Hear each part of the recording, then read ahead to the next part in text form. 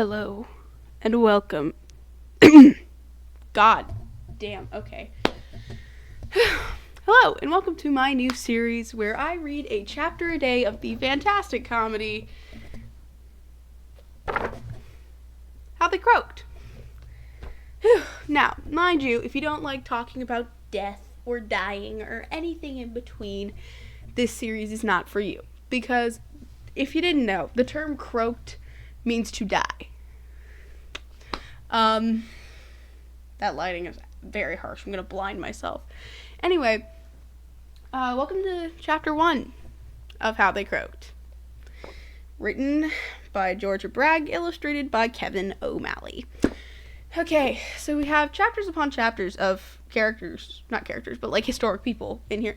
Okay, this lighting, I can't. Give me a second.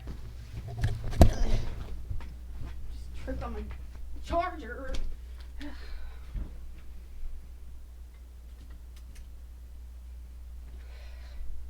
This is why it would be beneficial to have the ring light behind my computer.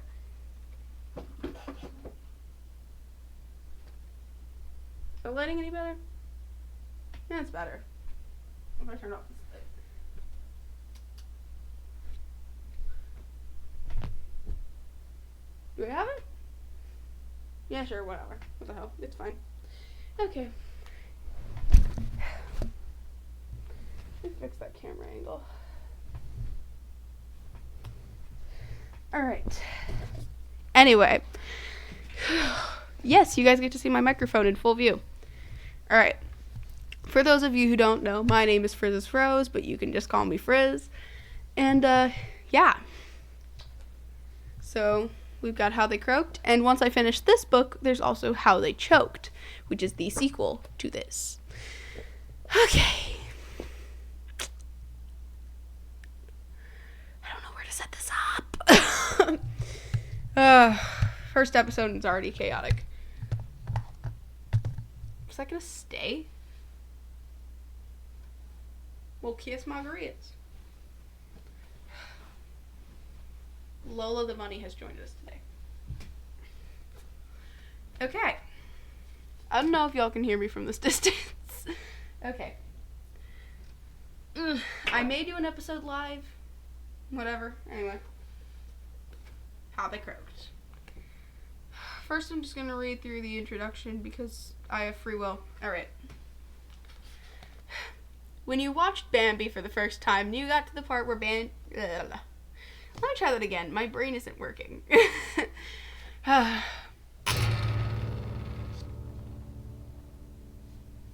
was my bass if you were curious. Okay.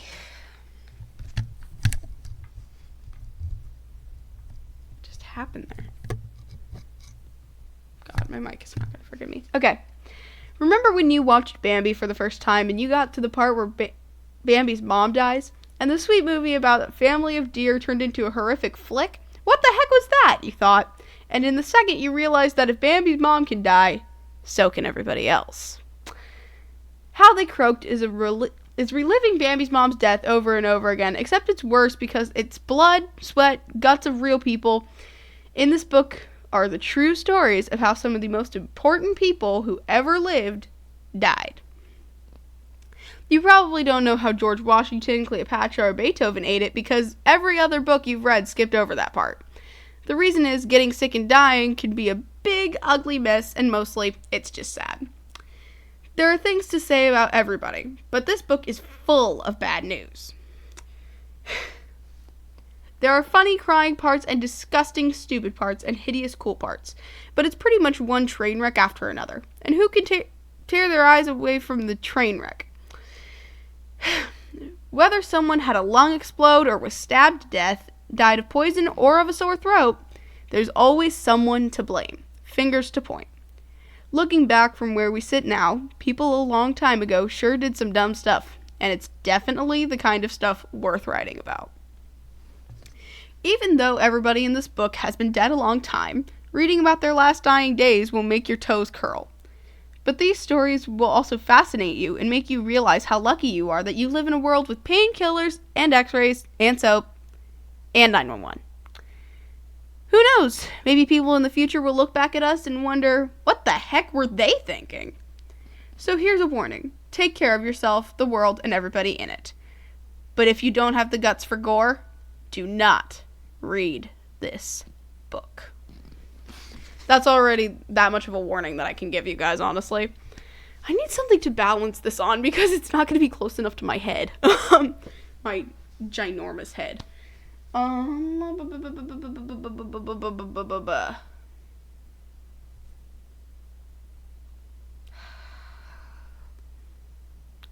this is going to work. Aha! I'm smart. I can figure this out. Actually, I'm not smart. I'm very stupid. But before you ask, yes.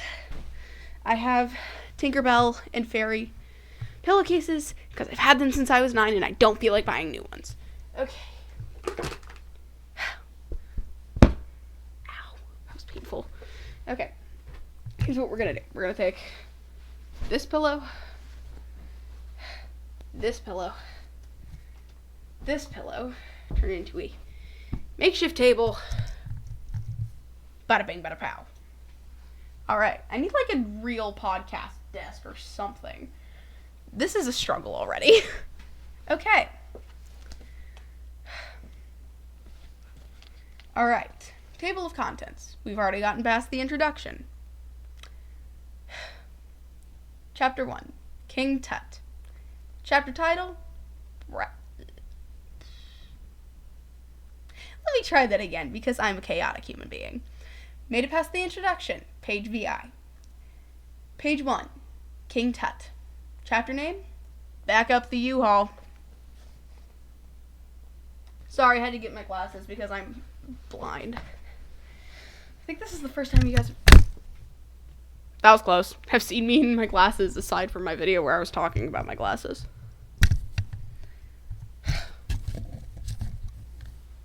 Stick it. Okay. Alright.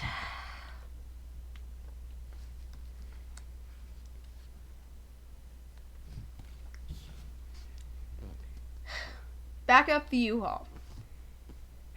King Tut, King of Egypt. Born Egypt circa 1342 BC. Died Egypt 1323 BC, 19 years old.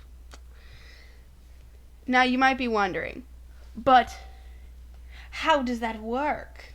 If he was born in 1342, but he died in 1342, and died in 1323. Well, what you may not realize is that this was on a timeline. There's the year 0. This took place before the year 0. Meh. And if you know negative numbers on a number line, the negatives get lower as you get towards 0. So that's how this works, because by Christian terms, BC means before Christ, and AD means Anno Domini. But in non-religious terms, it means Common Era and before Common Era. So technically, this would be BCE, which is before Common Era. Anyway, okay. And then we have this lovely illustration of King Tut. Okay. King Tut is more famous for being dead than alive.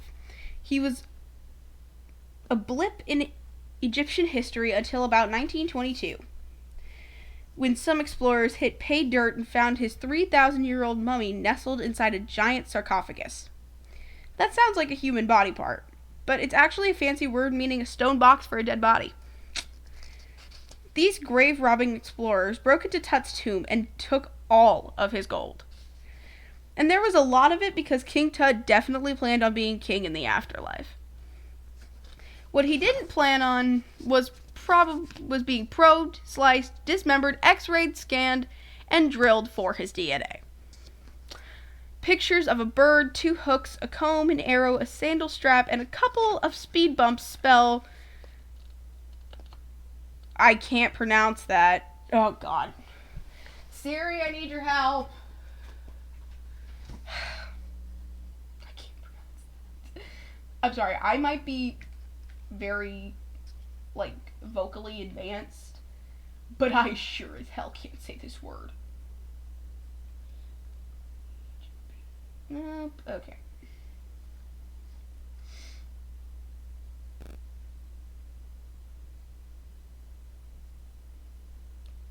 So I'm not the only one who can't pronounce this word because it was already auto there. Okay.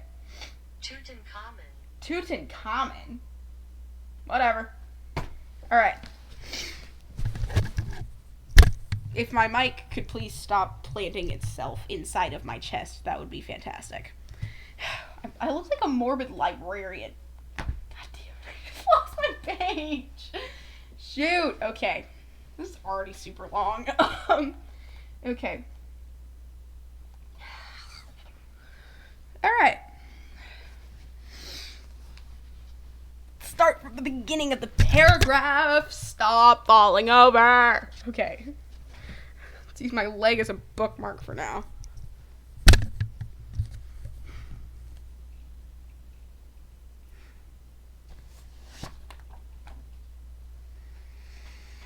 Okay. Pictures of a bird, 2 hooks, a comb, an arrow, and sandal strap, and a couple of speed bumps spelled Tutankhamun in hieroglyphics. Today, we just call him King Tut, short for Tutankhamun. He is also called the Boy King. He got to be the king of Egypt when he was 9 years old. He was only 10 when he married... Oh, dear God! I just threw my phone across the room.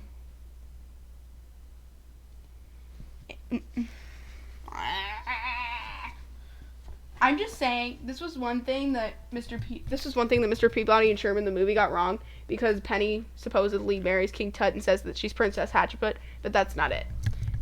Is it? Yeah, it's not. Okay.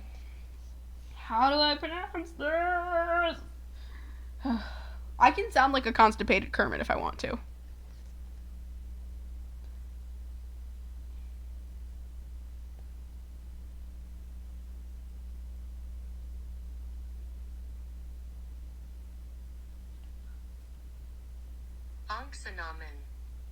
Tutankhamun. Okay.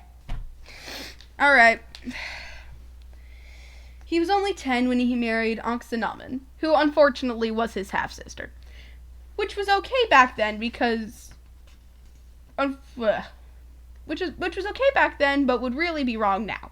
Besides ruling Egypt, Tut did regular kid things, like riding in chariots, throwing sticks, firing his slingshot, and then poof, he died. Even though Tut had died, he wasn't finished. Ancient Egyptians believed there is a life after this one. So, after his death, Tut's corpse was prepped for life number 2. He was given the 70-day royal mummy treatment so that Tut would not rot on the trip to the next life. The embalmers scooped his insides from top to bottom to get his brains out. A long bronze needle with a hook at the end was shoved up his nose. His brain was broken up into tiny bits and pulled out one piece at a time. The Egyptians believed the brain's only job was to keep the ears apart, and that the heart did all the thinking. They didn't take Tut's teeth, nails, and eyeballs. They left Tut's heart in his body because he was going to need that to think. Science nowadays proves otherwise. That was awful. Alright. And they left his genitals so no one would mistake him for Queen Tut. Anyway, next day they cut open Tut's stomach and pulled out whatever they could get their hands on, like his liver, stomach, lungs, and 22 feet of intestines. Everything was washed, dried, put into 4 jars, and wrapped to go with him.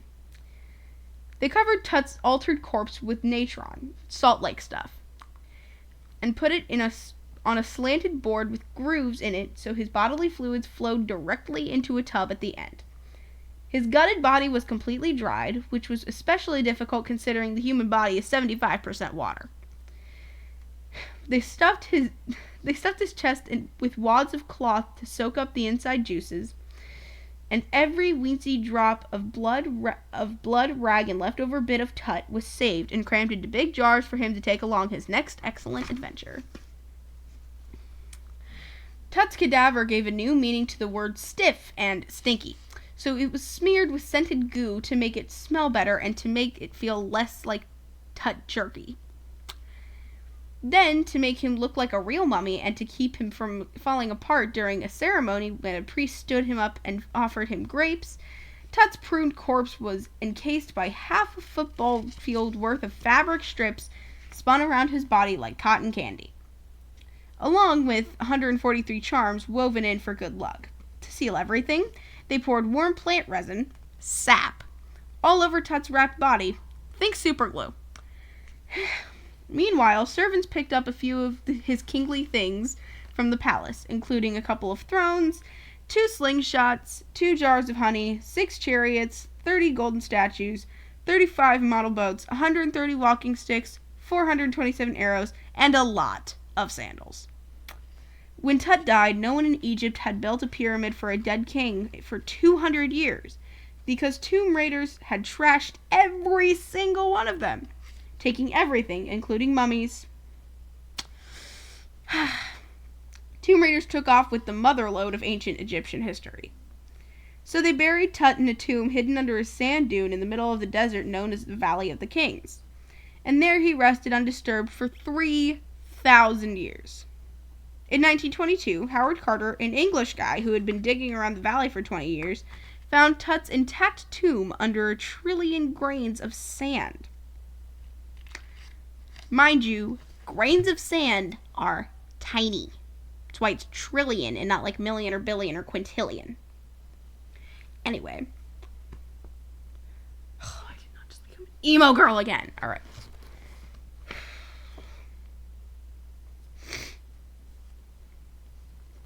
Carter took 10 years to pick through Tut's personal things and divvy them up to museums all over the world. The Egyptians told Carter, "Go home already." But first, Carter and his team did an autopsy. It was hard work to do because Tut was super glued to the bottom of his coffin. Remember the sap? And his famous gold mask was attached to his head. I thought my camera froze for a second. God. Right. Carter managed to figure out Tut had been a teenager when he died because his teeth hadn't all come in yet, and his leg bones weren't fully developed. King Tut had returned to his sarcophagus and went 99... Alright. King Tut was returned to his sarcophagus and went 99 back to his tomb in the Valley of Kings for about 40 more years. In 1968, experts x-rayed Tut's mummy to find out how he had died. They noticed Tut's breastbone, genitals, 1 thumb, and a few ribs were missing. The x-rays also showed his vertebrae were fused together and his skull was misshapen. They analyzed the facts and announced King Tut was murdered. Historians took the murder theory and fit the facts to the crime. Egyptologists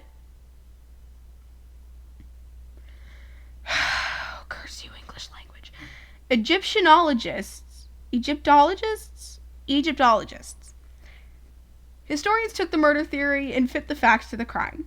Egyptologists had a few new angle. I know English. Had a new angle. History books were rewritten and the museum exhibits were revamped. Tut stayed put for 10 more years until scientists removed him from his stone again in 1978. He was still dead. They took more x-rays and never published their findings. And from a bone sample, they analyzed his blood. Tut's blood type were A2 and MN. In 2005, there was equipment to try out on Tut. A CT scan, way better than an x-ray. That was the first time anyone had gotten a good look at what Carter forgot to mention after his so-called autopsy. He had broken off Tut's arm and leg and sliced Tut's sliced Tut. I'm losing it, guys. Alright. He had broken off Tut's arms and legs and sliced Tut's chest down the middle. Carter had also chiseled Tut's head off to get it free of the solid gold mask. And to get Tut's 143 good luck charms, Carter cut the body wrappings with an X-Acto blade. Afterward, he glued Tut back together with wax and put the mangled mummy in a bed of sand. He didn't bother to reattach Tut's genitals, thumb, and ribs. He had buried them in the sand, and then he put Tut back inside the coffin. Carter was just another Tomb Raider after all. The CT scan showed that Tut had an overbite, a small cleft palate, and a bend in his spine. But there was something else. Tut had a broken leg. And this one was not Carter's doing. The boy king had got a new orbit. Tut died of a broken leg that got infected. He went back into his stone box, but not for long. We got a lovely little picture of Carter here. Kind of looks like if Howard Stark was in a political cartoon. Anyway. In 2009, scientists took a sample of Tut's DNA out of his bones. His genetic fingerprint showed he had a Collaire disease, which diminished the blood supply of the bones to his left foot, meaning he had kind of a dead foot. The 130 walking sticks packed in his tomb were there because he was going to need them in the afterlife, just as he needed them in this one. But that's not what killed him. Tut had malaria. Tut had malaria, a disease you got after being bitten by an infected mosquito. Malaria, along with his broken leg and dead foot, made for a dead king. I'm just saying, if malaria is still around, which it still is, I would not survive a minute where malaria is, because if it's caused by mosquitoes, I'd be dead in a second. Because, fun fact, I am mosquito bait. Like, you see how pale I am. I don't put makeup on. I don't put foundation on or anything. I'm literally this pale. It's not the lighting or anything. Like, I'm actually this pale. They're like, oh, I can see a vein. Come here. It's disgusting. Anyway. He died in 1323 BC. He was only 19 years old. It didn't take a CT scan to see that Tut's leg was broken. It was visible to the naked eye and mentioned in Carter's original autopsy. It was also noted that King Tut had a scabby, discolored indentation on the left side of his face. At the time, no one really knew that a 3,000-year-old insect bite might look like that. But now that we know King Tut died of malaria, the scab on his face could be a mosquito bite that eventually killed him. Tut's mummy is back in his tomb. Maybe now he can rest in peace. But for how long? R.I.P. Alright. That was the first episode of how they croaked. Anyway, if y'all liked this series, be sure to like, and if you didn't, then don't watch the next part, because I don't care about input and I'm gonna keep reading it anyway. But yeah, hope you guys enjoyed this video, and if you are into all things spooky, I'm going to be reading this until I get to the end of how they choked. So, yeah. That was just a proof of how modern science used to be. Not modern science, but like old science used to be. Like, at first they thought he was murdered, but then they found out that Carter had like torn him apart and put him back together. And then in the end, they figure out he had malaria. Anyway, hope you guys enjoyed, and yeah, be sure to come back for the next part. Bye!